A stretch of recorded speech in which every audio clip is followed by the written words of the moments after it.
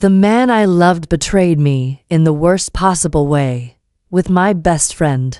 They thought they could steal my marriage, my business, and my dignity. But in the end, they ended up paying me every single month from the very company we built together. Before we dive into this story, make sure you're subscribed and have notifications turned on so you never miss a tale of justice. And I'd love to know, where in the world are you listening from today? Let me know in the comments. Okay, let's get into it.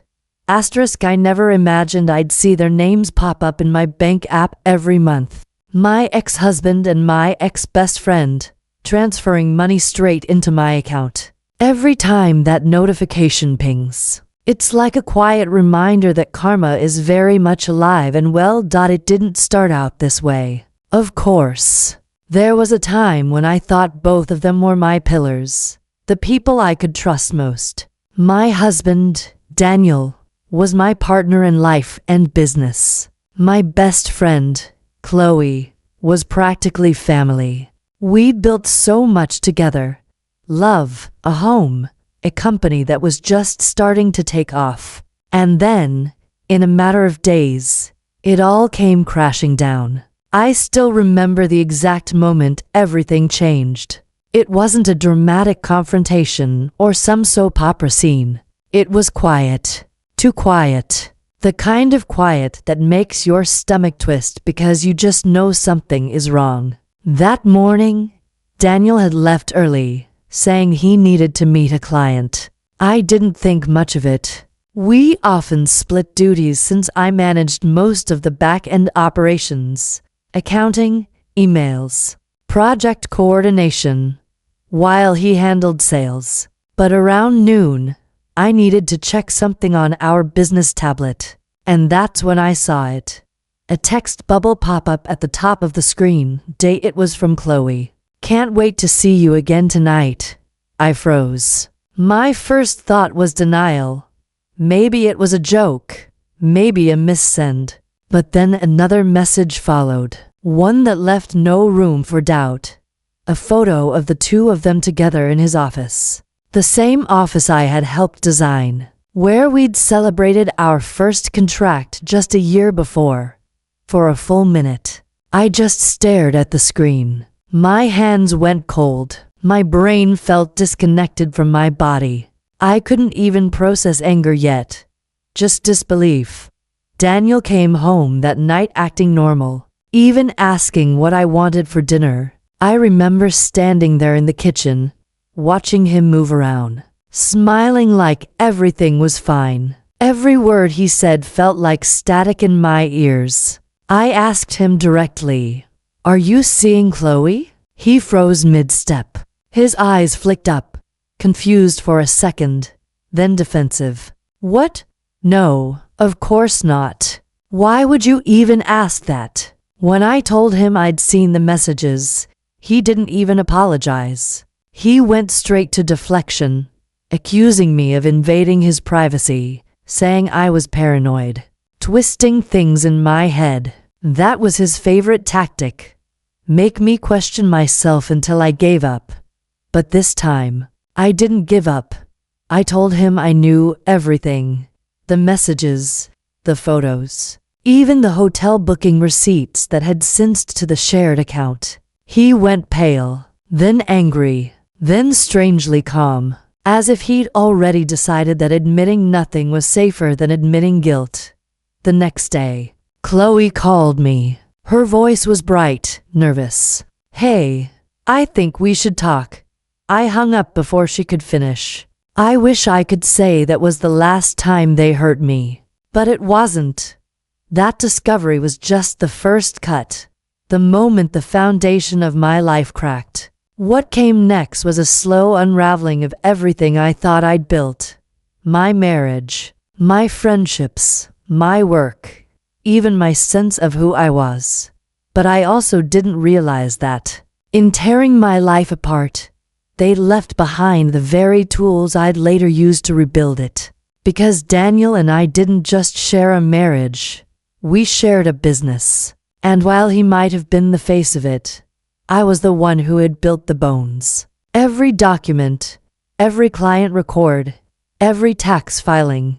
I knew it all. He thought he'd taken everything from me. What he didn't know was that I still had something far more powerful than revenge fantasies or angry words. I had knowledge, and knowledge, as I'd soon find out, can be a weapon sharper than any betrayal. That was the day I decided I would no longer be their victim. I didn't know how yet, but I knew I'd find a way to turn their cruelty into my justice. Asterisk before the betrayal, my life felt stable, maybe even predictable, in the best way possible. I had spent nearly a decade building what I thought was a strong marriage and a trustworthy circle around me. We weren't rich, but we were building something real together.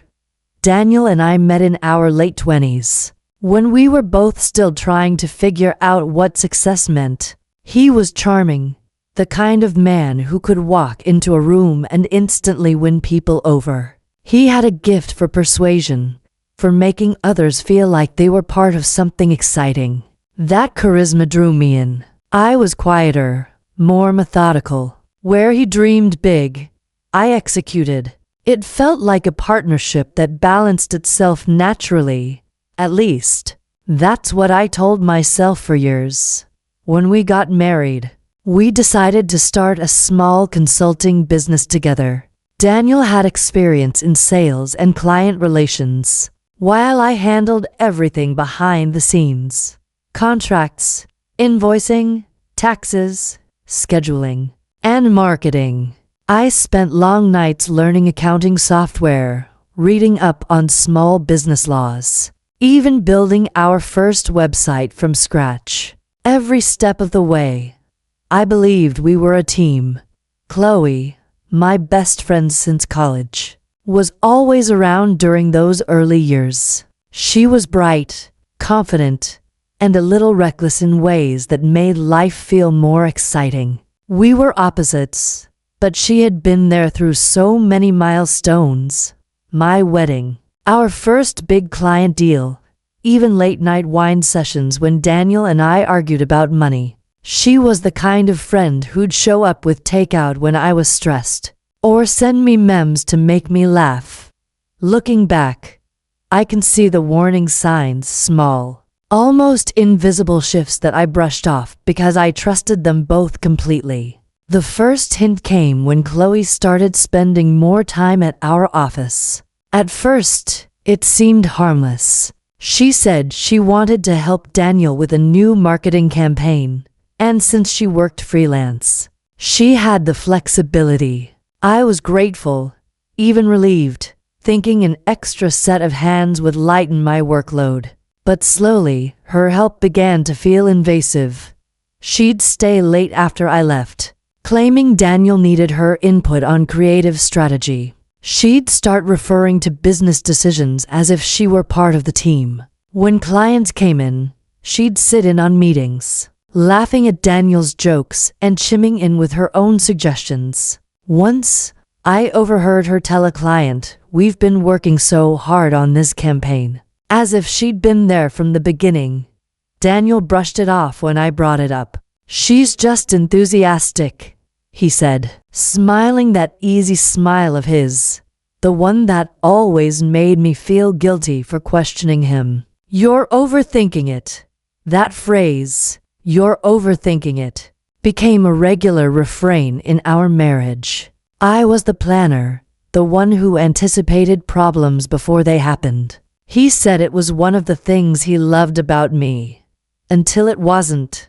Still, I tried to believe the best. I told myself Chloe was just trying to help. After all, she was my friend. She'd been there for me when things were hard. Why would she ever hurt me? There were other red flags, too. Subtle comments that should have stung more than they did. Once, during a dinner at our house, Chloe laughed and said, "You know, if Daniel ever gets tired of you being the boss, he can always come work with me." It was a joke. Everyone laughed, and I laughed too. But I remember the way Daniel looked at her. not romantically, but with a kind of admiration I hadn't seen in a while. At the time, I thought I was being insecure. I was exhausted from long nights balancing spreadsheets and tracking expenses, while Daniel networked at events. The business was growing, but so was the distance between us. I assumed it was just stress, that every marriage went through phases like this. What I didn't realize was that the foundation I had worked so hard to build, both in my marriage and my friendships, was already cracking. The normal world, the life I thought I knew, wasn't real. It was a facade, one I had unknowingly helped create. And while I was busy keeping everything running, they were quietly rewriting the story behind my back. If I could go back to that time, I'd tell my past self to pay attention to the silences, the quiet moments when something feels off but you can't quite name it. That's where betrayal begins, not in shouting matches or obvious lies, but in the spaces where trust is taken for granted. At that point, though, I was still blind to it. I thought we were building something worth protecting.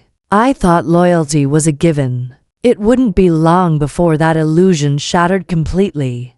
And when it did, the shock would cut deeper than anything I'd ever experienced.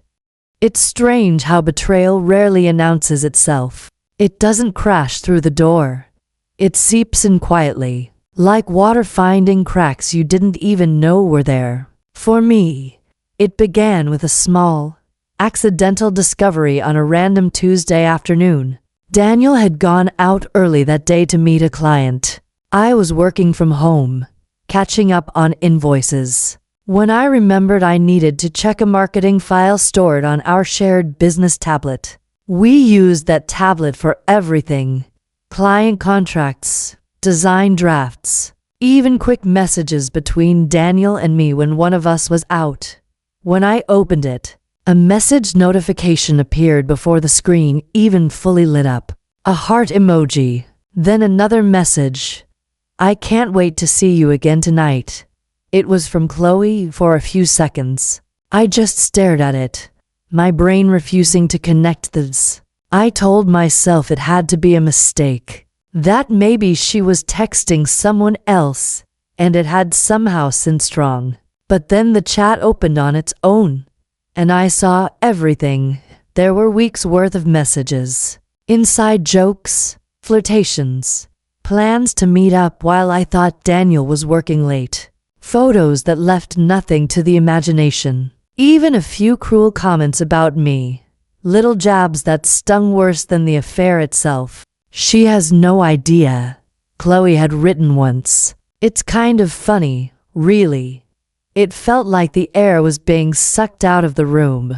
My hands shook as I scrolled, but I couldn't stop. Each message was another crack splitting my world open. I saw dates, hotel names, even a selfie they'd taken together in Daniel's office. The office I had decorated, the one I'd cleaned after late nights of shared ambition and cheap takeout. At some point, I realized I was crying. Not loud, heaving sobs, just silent tears rolling down my face as the truth sank in. My husband and my best friend, the two people I trusted most. When Daniel came home that evening, I was sitting at the kitchen table with the tablet in front of me. I remember the exact look on his face. Confusion first, then fear. I didn't scream. I didn't throw anything. I simply asked, "How long?" He blinked, his lips parting in practiced innocence. "What are you talking about? Don't lie to me," I said, my voice barely above a whisper. "I saw everything." For a long moment, he said nothing. Then, as if flipping a switch, he went from denial to anger. "You went through my messages? That's a violation of privacy. You know that." That's how he reacted. Not guilt, not remorse, but indignation. Somehow, I was the one in the wrong. When I didn't respond, he sighed dramatically. "It was a mistake," he said finally. It just happened. You've been distant. The business has been stressful. Chloe and I were just talking, and one thing led to another. I couldn't listen. My chest felt tight, my heart pounding so hard I could hear it. Every excuse he gave sounded rehearsed, like lines from a bad movie. The next morning, Chloe tried to call me. I ignored it. Then she sent a text. Please don't hate me. You have to understand, we didn't mean for it to happen. Didn't mean for it to happen. Those words replayed in my head like a broken record, as if she had tripped and fallen into his arms by accident. Later that week, I found out they weren't even trying to hide it anymore. A mutual friend sent me a photo from social media. Daniel and Chloe at a restaurant, smiling like nothing had happened, her hand resting on his arm. The caption read, "New beginnings." That's when something inside me hardened. The grief didn't disappear, but it changed form into something sharper, colder, and infinitely more focused. I realized that if I let them take everything from me, my marriage, my dignity, our business, then they'd win twice. They'd break me, and they'd walk away untouched. So I decided I wouldn't let that happen. I wouldn't give them the satisfaction of seeing me crumble. For the next few days, I went quiet, calm, methodical. I didn't yell or beg. Instead, I started looking, really looking, at what we had built. The company registration papers, the contracts, the bank accounts. All of it still had my name on it. Daniel might have betrayed me emotionally, but financially, he'd made a critical mistake. He'd underestimated me at the time. I didn't know exactly what I'd do. I just knew one thing. He'd crossed a line that could never be uncrossed, and I wasn't going to be the one left broken on the other side of it. After discovering the affair, I expected Daniel to at least show some guilt, maybe a hint of regret or shame. But instead, he did the opposite.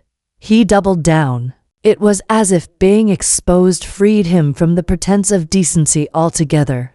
Within a week, he packed his things and moved out. No apology, no discussion about what we would do next, just a text message saying, "This is for the best. We both need to move on."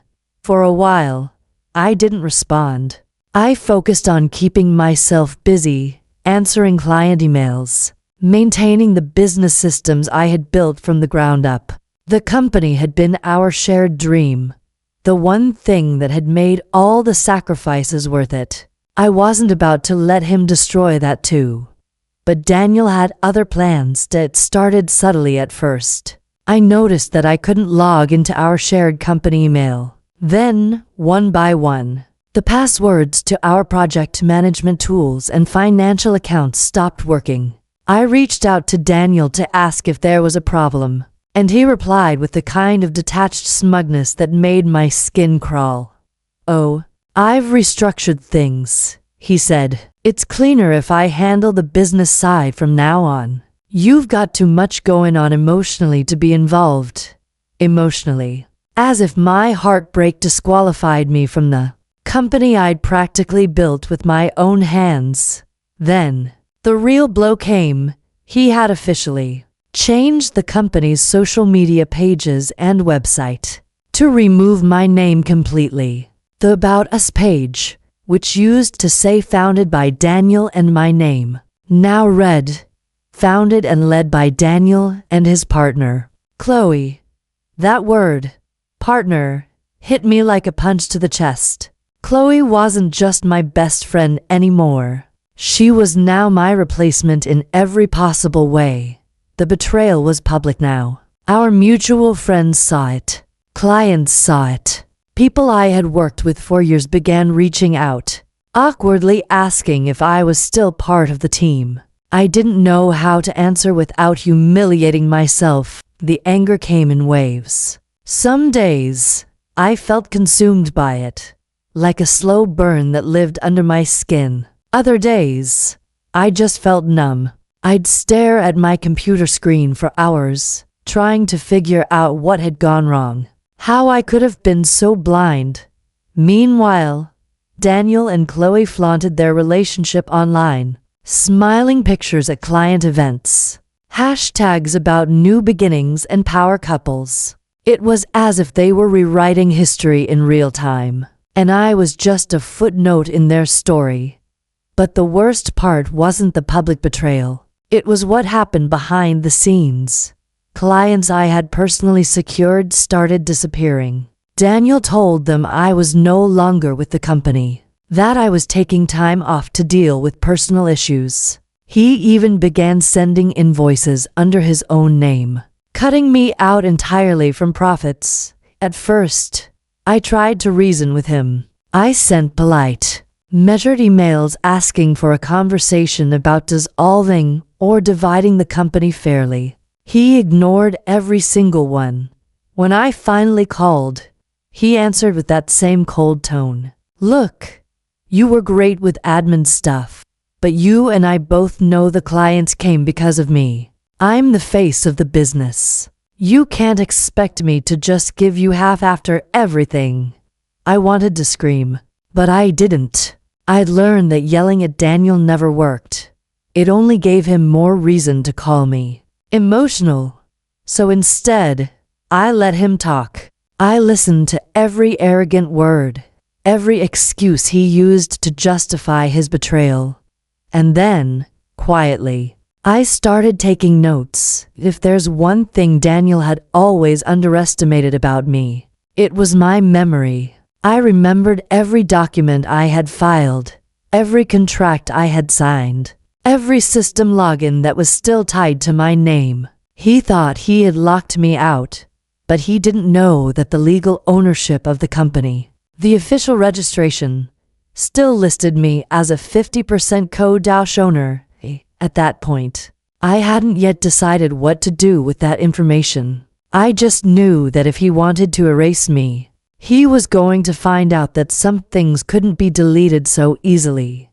Still, it hurt. Watching the two of them take over the life I had built was like standing outside your own house, looking through the window, and seeing someone else living in it. But even through the hurt, a new kind of clarity was beginning to form. A quiet voice inside that said, "Don't act yet. Wait. Watch. Let them think they've won." So I did. I waited. I watched. And as Daniel and Chloe grew bolder, posting selfies from our old office, bragging about new contracts, and living off what we had built together, I began to realize something. The higher they climbed on that stolen pedestal, the harder they would fall when I finally pulled the foundation out from under them. And that fall was coming. They just didn't know it yet. For a while, I told myself I could move on quietly, start fresh, rebuild from the ashes, and let karma deal with them. But the problem with people like Daniel and Chloe is that they don't stop when you walk away. They keep pushing, needing to prove to everyone, and to themselves, that they've won. The breaking point came 3 months later. It was a Friday evening, the kind where exhaustion seeps into your bones. I'd been freelancing, trying to pick up small projects just to keep the bills paid. My laptop pinged with a notification, a message from one of our old clients, a woman named Evelyn. "Hey, I just wanted to check something," she wrote. "Daniel said you were fired for mismanaging company funds. Is that true?" For a few seconds, I just stared at the screen, rereading her words. Fired, mismanaging funds. My hands trembled as I typed a reply, careful to keep my tone calm. "I was never fired," I said, "and I certainly didn't mismanage anything. Could you please tell me what Daniel said exactly?" She sent me a screenshot. It was an email, on company letterhead, with my name still in the CC line, stating that I had been let go after an internal audit uncovered financial discrepancies, My breath caught in my throat. Daniel hadn't just tried to erase me, he was now smearing me. The anger that followed wasn't loud or fiery. It was cold, focused. I felt something inside me harden. There's a certain kind of pain that no longer makes you cry. It makes you calculate. That night, I pulled out my old external hard drive. Years of backups, invoices, and correspondence. Everything we'd ever done together, neatly archived. I spent hours going through every file, organizing, labeling, tracing money trails. The deeper I dug, the more I found, and not in the way Daniel would have wanted. Because while he was accusing me of financial mismanagement, he was the one who had quietly moved company funds into his personal account. Thousands of dollars from client deposits that were meant for joint expenses had gone missing. I had the proof. Every transfer, every signature, every falsified invoice. For the first time since the breakup, I felt powerful again. Still, I knew that going public wasn't the smart move. Not yet. Daniel was good at playing the victim. He'd twist the story to make me look unstable or vindictive. So instead of confronting him directly, I started talking to a lawyer. The first one I met with was blunt. Legally, you're still a 50% owner, she said, scanning the company registration documents. He can't just erase your name. And if he's been moving company funds into personal accounts, that's not just unethical. It's illegal. Her words lit a spark in me. For months, I had felt powerless, silenced, and discarded. Now, for the first time, I realized I wasn't at his mercy. The next few weeks were a blur of quiet action. My lawyer sent a cease and desist, demanding immediate access to all financial records and an injunction against using my name or likeness in any business communications. Daniel's reaction was almost predictable. Outrage, then arrogance. He emailed me directly. "You're embarrassing yourself. You can't win this. Everyone knows the business wouldn't exist without me."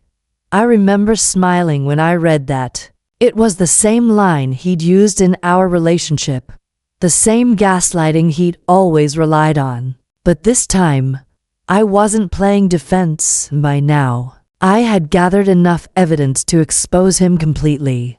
I knew his patterns, his weaknesses, and his blind spots. He thought the company was his empire.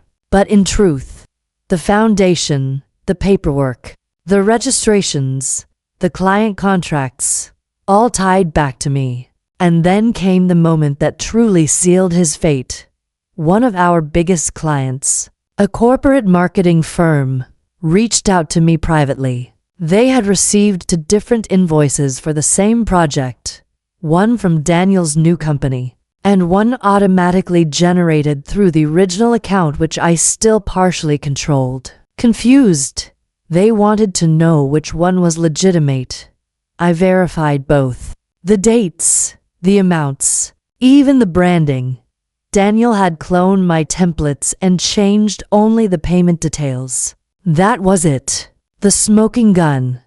I forwarded everything to my lawyer and sat there in silence, letting the weight of it all sink in. The man who had called me too emotional was about to lose everything because he couldn't control his own ego. When the legal notice finally hit him, I imagine his confidence faltered for the first time. He had built his stolen kingdom on lies and arrogance, and now the walls were starting to crumble. That night, I sat on my balcony with a cup of tea, watching the city lights blur in the distance. For the first time in months, I felt calm, not because it was over, but because I knew justice was finally in motion.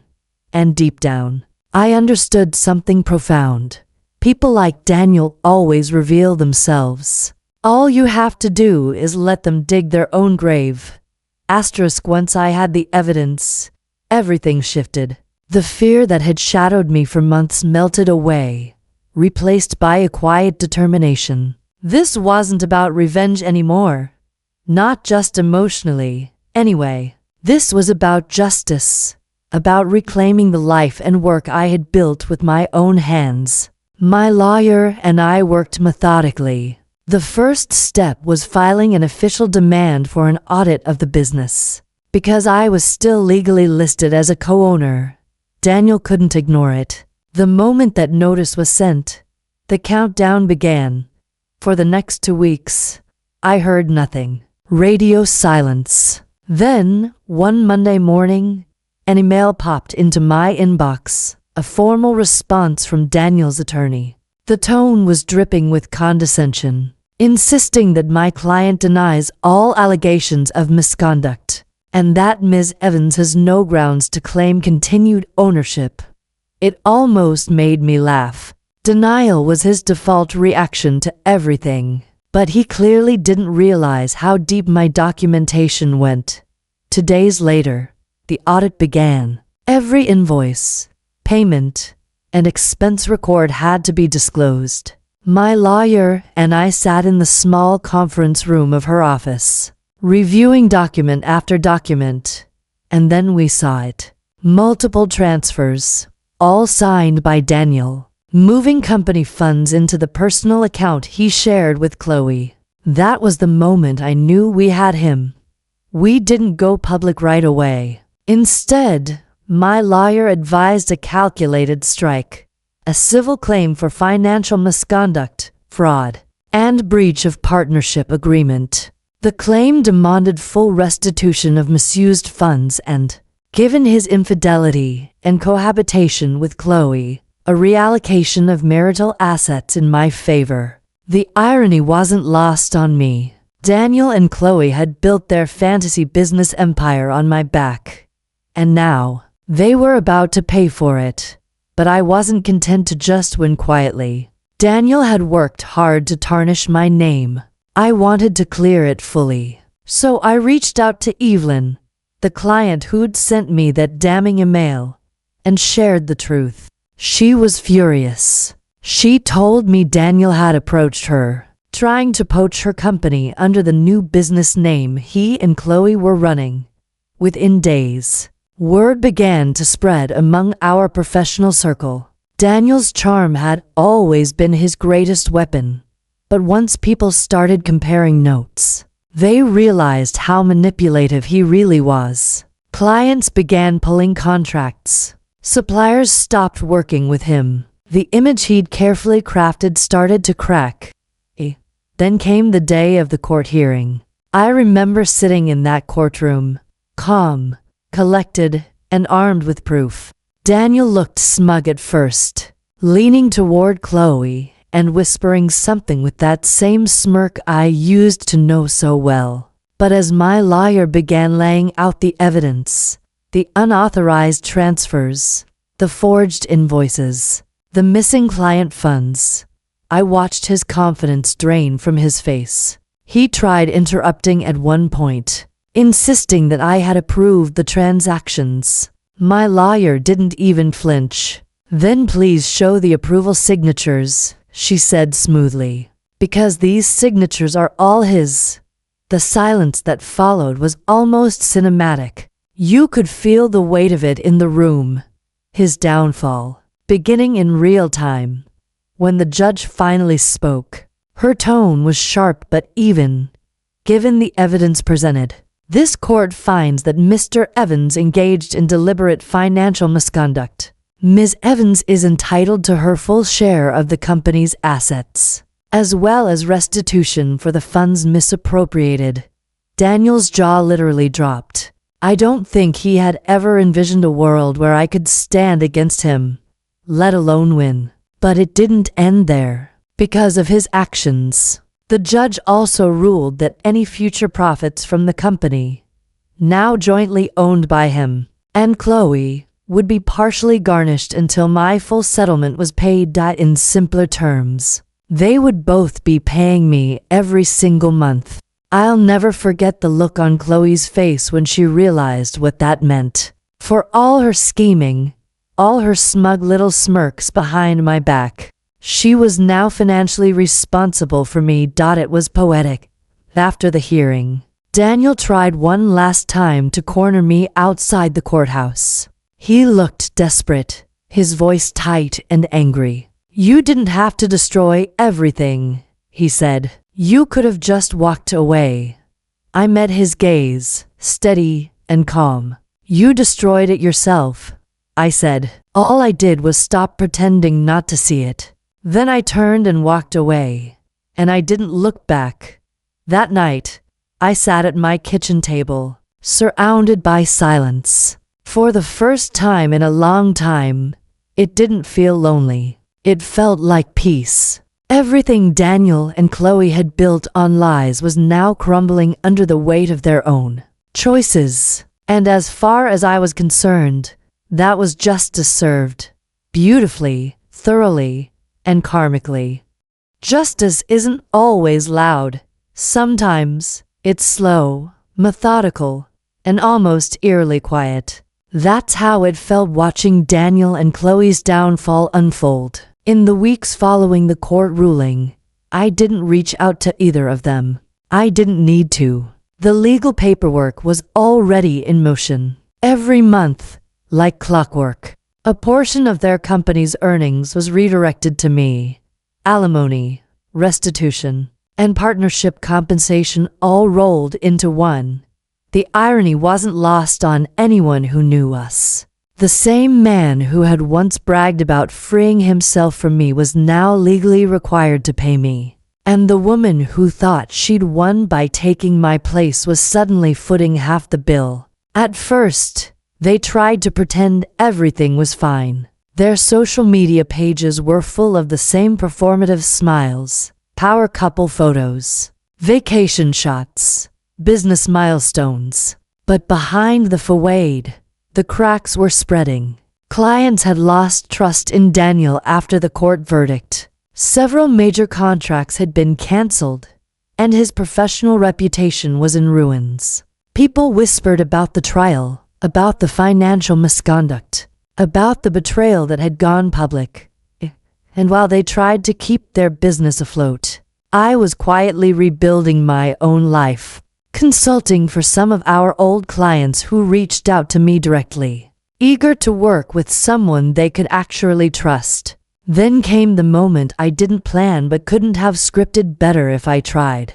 A few months after the ruling, I attended a local business networking event. I hadn't intended to go, but one of my new clients had invited me as her guest. I walked in wearing a simple black dress, feeling composed, calm, like I'd finally found my footing again. And then I saw them. Daniel and Chloe were across the room, standing near the registration table. She looked thinner, strained.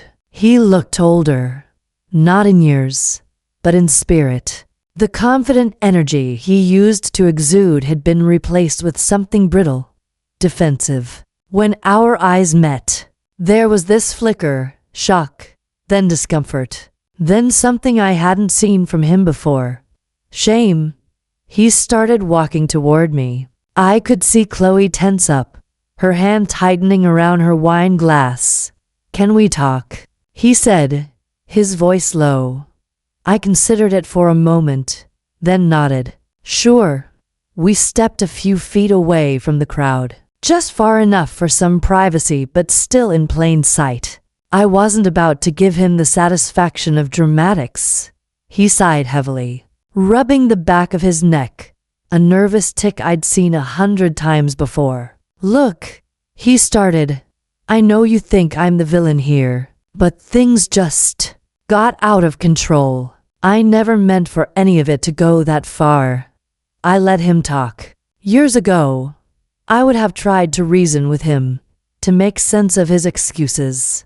Now, I just listened, because that was all his words deserved. He kept rambling about how hard things had been, how Chloe wasn't what he expected, how the business was struggling under the new structure. It was almost sad, watching him try to justify everything he'd done. When he finally paused, I said quietly, "You know, Daniel, I used to think closure came from understanding why people hurt you, but it doesn't.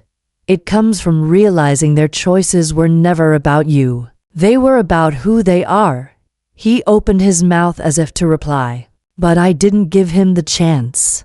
You didn't just cheat on me, I continued, my voice steady. You betrayed a partner, a friend, and the person who built your success with you. And now, every time you pay that settlement, I hope you remember that actions have consequences.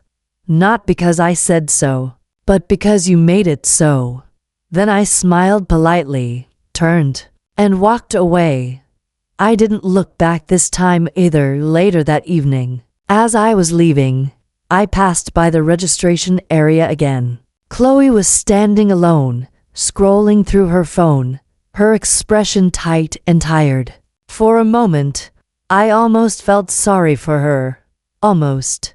But then I reminded myself, she chose her path. She knew I existed.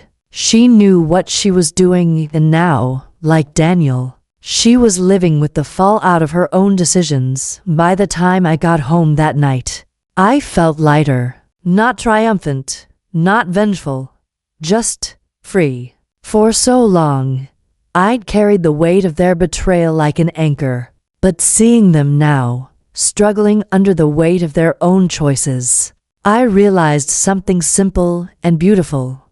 Karma doesn't need help. It just needs time.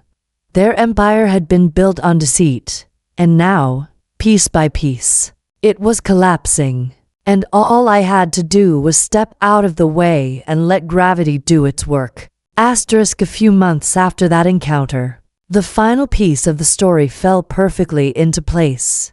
Quietly, almost poetically. By then, my life had moved forward in ways I couldn't have imagined when all this began. I'd built a small but thriving consulting business of my own, working with clients who genuinely valued my expertise.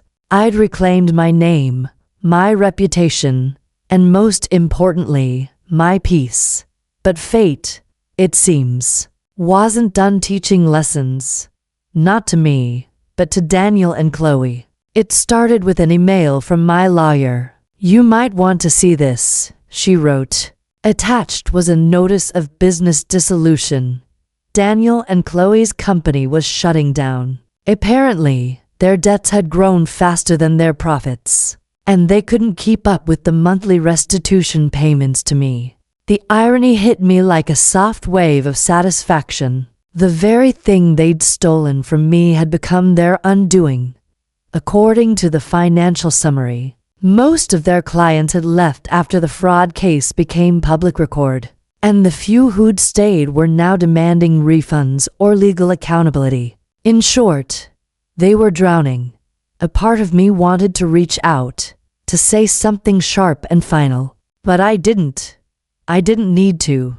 Instead, I simply replied to my lawyer, please ensure the settlement transfer continues through asset liquidation.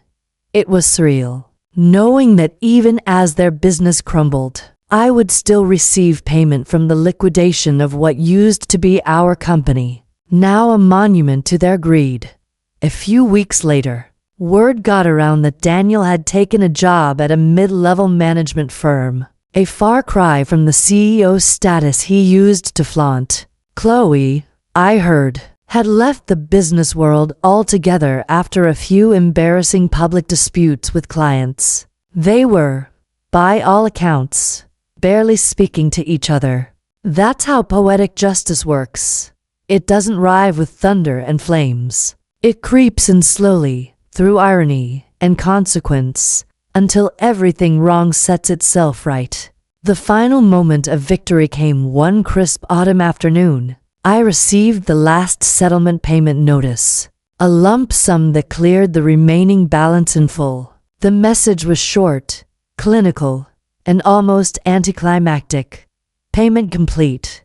But to me, it wasn't just a financial transaction, it was closure. In every sense of the word.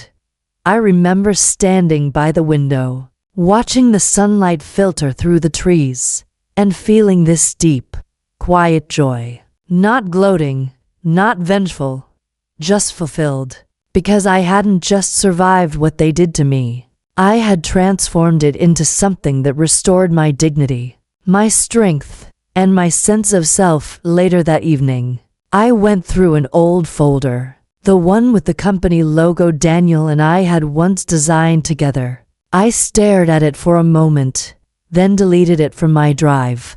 It didn't belong in my story anymore.